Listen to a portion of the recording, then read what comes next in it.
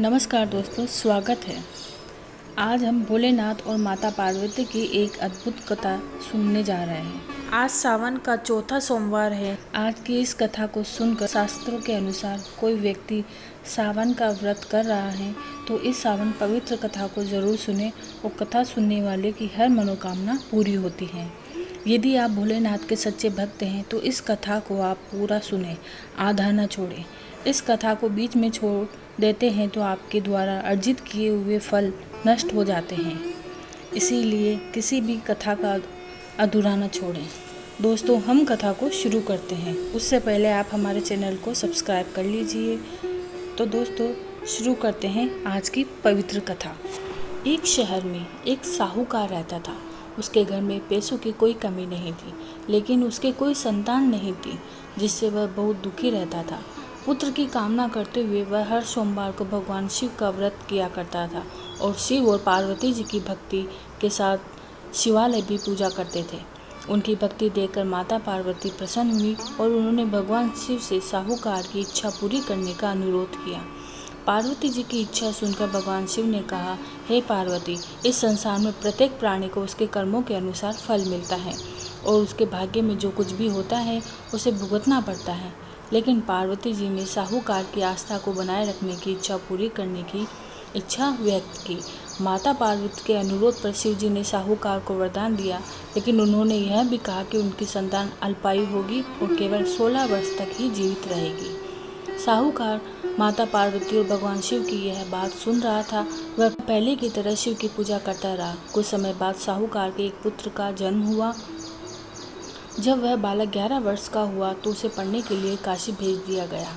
साहूकार ने बेटे के मामा को बुलाकर ढेर सारा पैसा दिया और कहा कि तुम इस बच्चे को काशी विद्या प्राप्त करने के लिए ले जाओ और रास्ते में यज्ञ करो। आप जहाँ भी यज्ञ करें वहाँ ब्राह्मणों को भोजन कराकर दक्षिणा देकर जाएं। मामा भांजे दोनों एक ही तरह से यज्ञ करते थे और ब्राह्मणों को दक्षिणा दान करते थे और काशी की ओर चले जाते थे। राठे में एक नगर था जहाँ नगर के राजा की पुत्री का विवाह होने वाला था, लेकिन जिस राजकुमार से उसका विवाह तय हुआ था वह कान्हा था और इस बात की जानकारी राजा को नहीं थी। राजकुमार ने इस बात का लाभ उठाकर अपने स्थान पर साहूकार के बेटे को दूल्हा बना दिया, लेकिन साहूकार का बेटा ईमानदार था।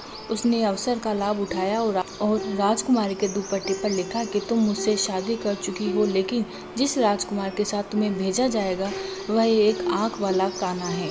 मैं काशी पढ़ने जा रहा हूँ। जब राजकुमारी ने चुन्नी पर लिखे शब्दों को पढ़ा तो उसने अपने माता पिता को यह बात बताई। राजा ने बारात को लौटा दिया और अपनी बेटी को अपने पास रहने दिया। उधर साहूकार का लड़का और उसके मामा काशी पहुँचे। वहाँ जाकर यज्ञ किया। लड़के की उम्र के दिन जब वह 16 वर्ष का था, एक यज्ञ किया गया। लड़के ने अपने मामा से कहा कि मेरी तबीयत ठीक नहीं है। मामा ने कहा कि तुम अंदर जाओ और सो जाओ। शिव के वरदान के अनुसार कुछ ही पलों में बच्चे की जान निकल गई। मृत भांजे को देखकर उसके मामा विलाप करने लगे। संयोग से ही उसी समय शिव और माता पार्वती वहाँ से जा रहे थे। पार्वती ने भगवान से कहा, प्राणनाथ, मैं इसकी पुकार को सहन नहीं कर सकती। आपको इस व्यक्ति की पीड़ा को दूर करना होगा। जब शिवजी मरे हुए लड़के के पास पहुंचे तो उन्होंने कहा कि यह उसी साहूकार का बेटा है जिसे मैंने 12 वर्ष की उम्र में वरदान दिया था। अब उसकी उम्र खत्म हो गई है। लेकिन माता पार्वती ने कहा कि हे महादेव, कृपा करके इस बच्चे को उम्र दे, नहीं तो इसके माता पिता मर जाएंगे। शिव के अनुरोध पर भगवान शिव ने लड़के को जीवित कर दिया और शिव की कृपा से वह बालक जीवित हो गया। शिक्षा प्राप्त करके जब वह लड़का अपने मामा के साथ अपने नगर लौट रहा था तो दोनों चलते हुए उसी नगर में पहुंचे जहां उसका विवाह राजकुमारी के साथ हुआ था।